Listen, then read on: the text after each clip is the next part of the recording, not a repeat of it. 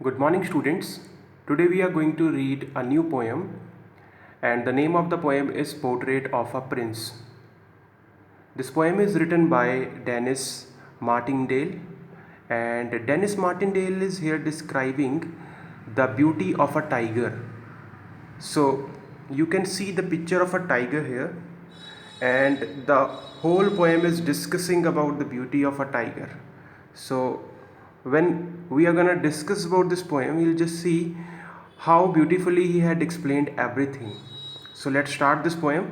So before going to read this poem, I would like to give you some overview. Here he had given some information to us before going to start the poem. We will read about a wild animal that is very important to the environment because it is an apex predator. Now बेटा apex predator का मतलब क्या होता है? जैसे कि मैंने यहाँ पे लिखा हुआ है टॉप एट द हंटिंग, मतलब जिसमें हंटिंग स्किल्स में जो सबसे टॉप पे हो, मतलब उसके इक्वली किसी और में हंटिंग स्किल ना हो, है ना, टॉप इन हंटिंग स्किल। तो वाइल्ड एनिमल्स क्यों ज़रूरी है हमारे इन्वायरमेंट के लिए, and because of them he ये जो हमारा इन्वायरमेंट सर्कल है, जो लाइफ सर्कल है, वो बना हुआ है। अगर हम इस लाइफ फूड चेन में से किसी एक एनिमल को भी हम ख़त्म कर देते हैं तो उससे क्या होगा, इन्वायरमेंट पे बहुत ही डायरफुल इन कॉन्सिक्वेंसेस देखे जा सकते हैं। तो यही इस पोएम में बताया गया है। Use the internet to find out what an apex predator is and tell your class. अब ये आपके लिए होमवर्क है, आप इंटरनेट में फाइंड आउट करो एपेक्स प्रेडिएटर होता क्या है। वैसे तो आपको मीनिंग मैंने इसको आपको बता दिया है, लिटरल मीनिंग, बट आप इसके ऊपर फर्दर स्टडीज़ कर सकते हो सो दैट कि ये चीज़ आपको थोड़ा और इंसाइट दे सके। सो अभी हम इस पोएम को स्टार्ट करते हैं, पोर्ट्रेट ऑफ अ प्रिंस। बेटा ये पोएम जो है ये इसकी एक राइमिंग स्कीम बनती है, तो ये फ्री वर्स नहीं है, और अगर हम इसको सिंग करके भी अगर प्रेजेंट करना चाहें तो हम इसको गा के भी प्रेजेंट कर सकते हैं। इतनी ब्यूटीफुल पोएम है और बच्चों के पॉइंट ऑफ व्यू से बनी है। तो मैं भी आपको पोएम को प्रॉपरली एक्सप्लेन कर दूंगा, आपको बता दूंगा कि पोएम क्या है, इसमें कौन सी लिटरेरी डिवाइसेस यूज़ हुई हैं, इसके मीनिंग, और किस तरह यहाँ पे क्या सिंबॉलिक मैसेज वो देना चाहते हैं इस पोएम के थ्रू, और टाइगर की कौन कौन से ट्रेट्स वो यहाँ डिस्क्राइब कर रहे हैं। ठीक है, तो चलो अभी पोएम को देखते हैं हम। तो in the very first line ही had written behold the tiger's face up close.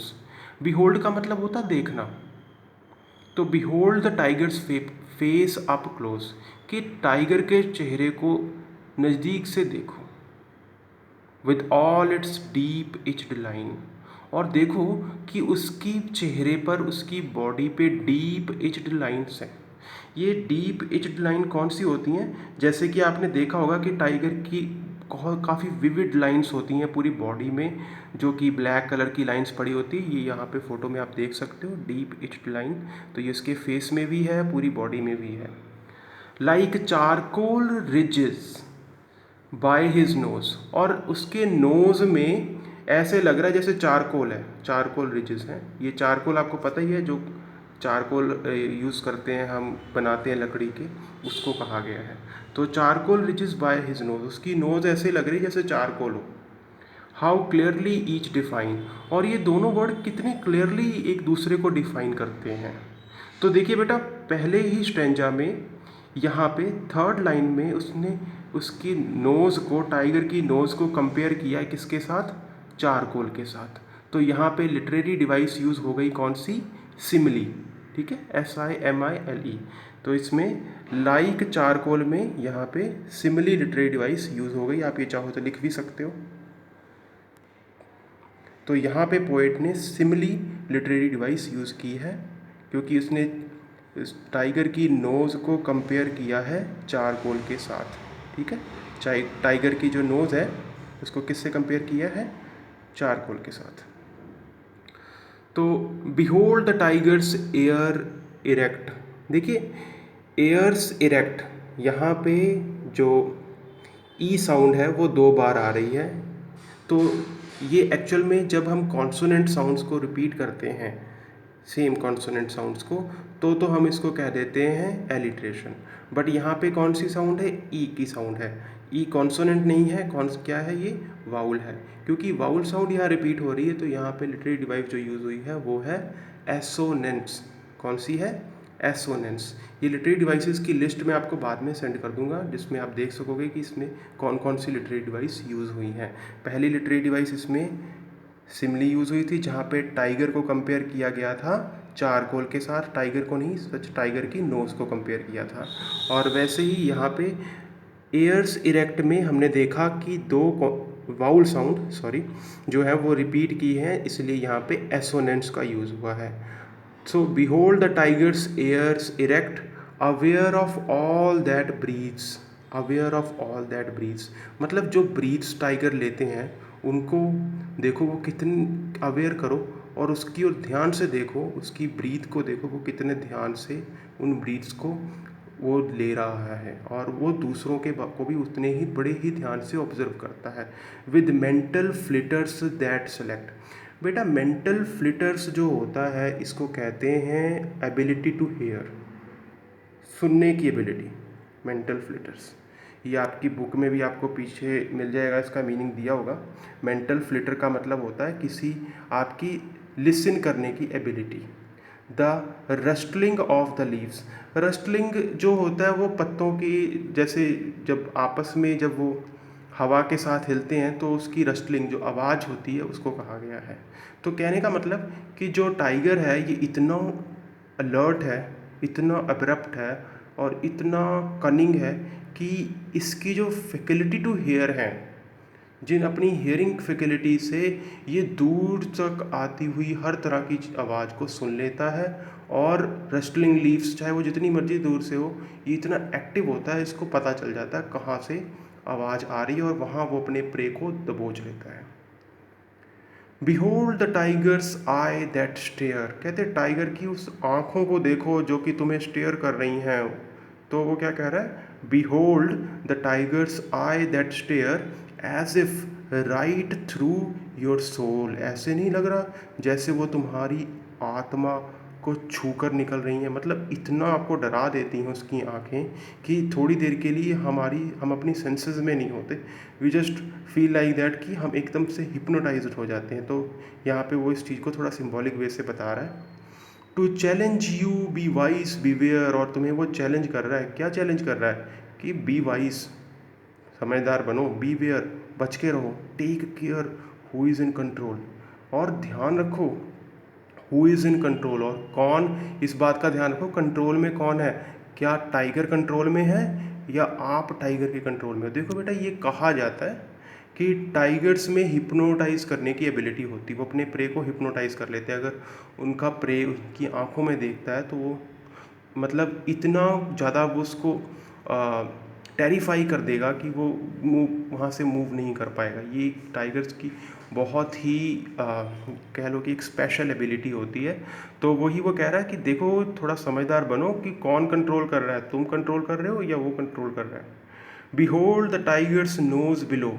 कहता behold the tiger's nose below. जो टाइगर की नोज़ है ना उसके नीचे देखो। अभी तो नोज़ की बात कर रहा था, अब नोज़ के नीचे उसके मुंह में उसके दांतों की शायद बात कर रहा है। तो देखते हैं क्या कहना चाहता है वो। Behold the tiger's nose below, it tells him distant fact. कहते हैं उसके नोज़ के नीचे देखो, ये उसको उसके डिस्टेंट फैक्ट बताते हैं, दूर दूर के फैक्ट नहीं। यहाँ पे वो ये बताना चाहता है कि उसकी जो नोज़ की जो सेंस करने की एबिलिटी है वो उसको दूर दूर तक के फैक्ट्स बता देता है, दूर दूर की सारी इन्फॉर्मेशन उसे दे देता है। यानी इतनी अच्छी उसकी स्निफिंग एबिलिटी है। Though out of sight he is in the know. कहते हैं चाहे वो आपकी आँखों से दूर हो, आपको नज़र ना आ रहा हो, सो watch out if he acts. पर वो फिर भी वो आपको वॉच आउट कर रहा है, उसको पता है कि आप वहाँ पे हो। इफ़ ही एक्ट्स, और वो वहीं से एक्ट कर सकता है। और तुम इसलिए ध्यान रखो कि अगर वो अचानक से कोई एक्ट करता है तो इसको लेकर बहुत एक्टिव रहो, वॉच करते रहो। Behold the tigers tight lipped mouth. हो गया, क्या कह रहे हैं कि टाइगर के टाइट लिप्ड माउथ को देखो, जो उसका माउथ है उसको देखें। टाइट लिप्ड माउथ ही हाइड्स हिज डैगर्स वेल, और वो अपने डैगर्स को जो है वो हाइड करके रखता है। बेटा डैगर्स वैसे तो एक स्टैबिंग वेपन होता है, अब यहाँ पे इसके पास कौन से वेपन है, इसके दांत जो हैं वो डैगर्स की तरह ही हैं, तो दांतों को कंपेयर किया गया है डैगर के साथ। तो ये बेटा यहाँ पे मेटाफर यूज़ हो गया, क्योंकि यहाँ पे उसकी टीथ की कंपैरिजन किससे हो गई है, डैगर से। तो यहाँ पे उसने तीसरी लिटरेरी डिवाइस यूज़ कर ली, मेटाफर। तो अभी तक हमने 3 लिटरेरी डिवाइसेस देखी हैं। फर्स्ट तो यहाँ पे उसने सिमली यूज़ की थी, सेकंड यहाँ एसोनेंस यूज़ किया है, और अब थर्ड में डैगर यूज़ किया टीथ के लिए, तो मेटाफर यूज़ हो गया।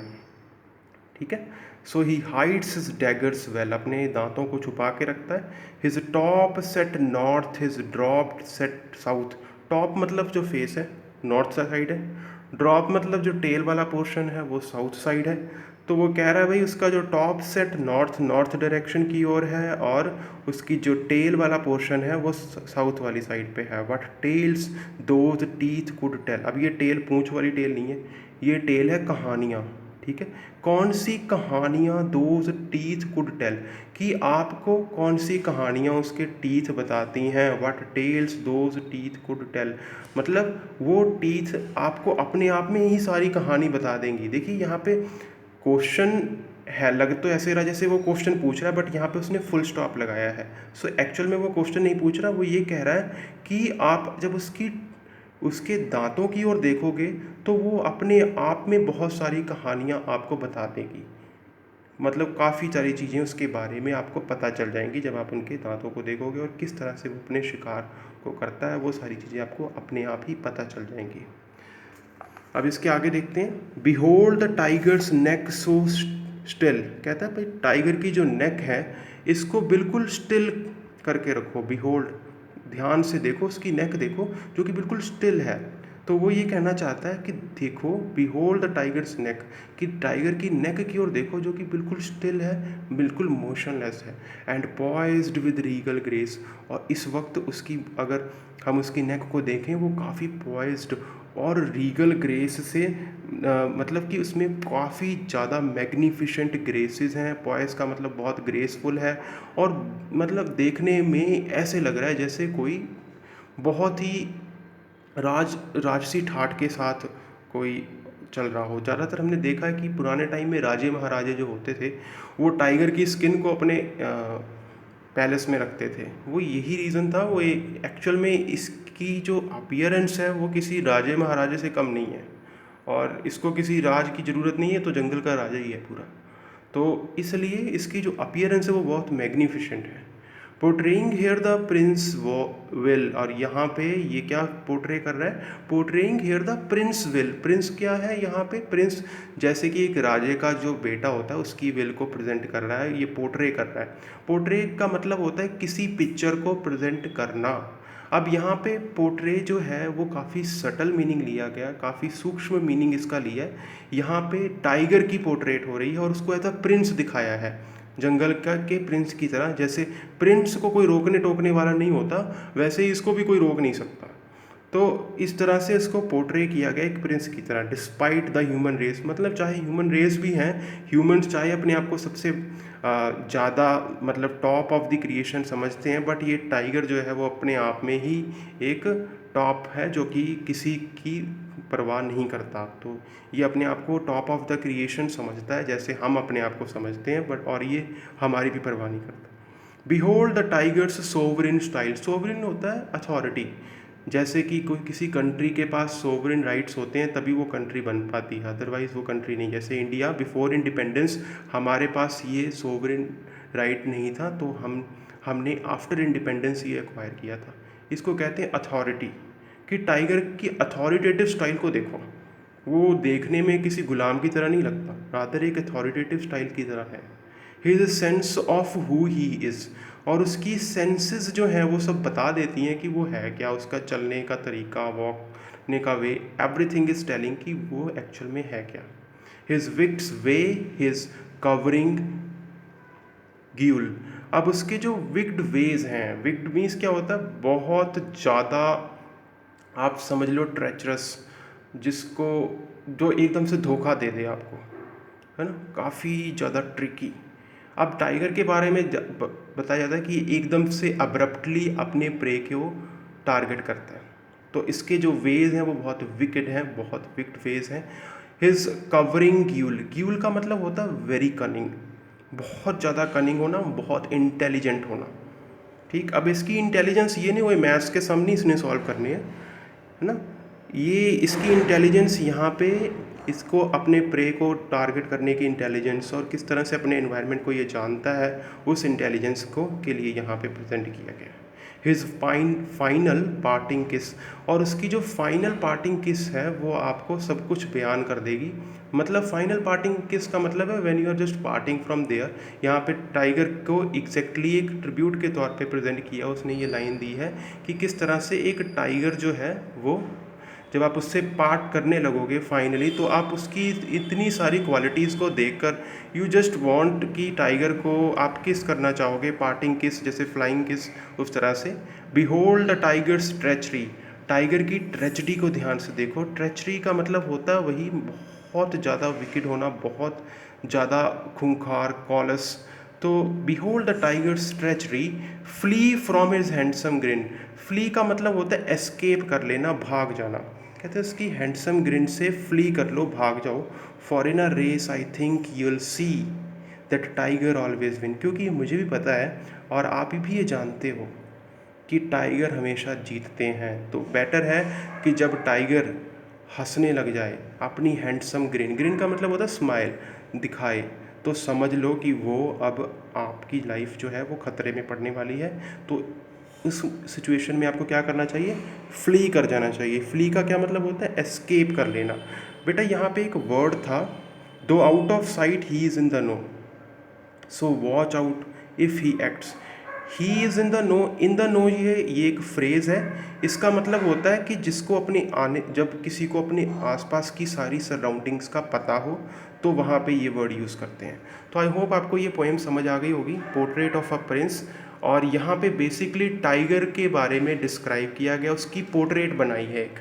मतलब जब आप इस पोएम को पूरी पढ़ेंगे तो there will be a portrait of a prince, Prince here tiger, tiger की एक फोटोग्राफ जो है वो आपके माइंड में ज़रूर बनेगी, इसीलिए पोएम का name portrait of a prince रखा है। अब इसकी राइमिंग स्कीम देख लेते हैं, ये मैंने आपको ज़रूर बताना था, इसीलिए मैंने इस बार ये वीडियो बनाई है।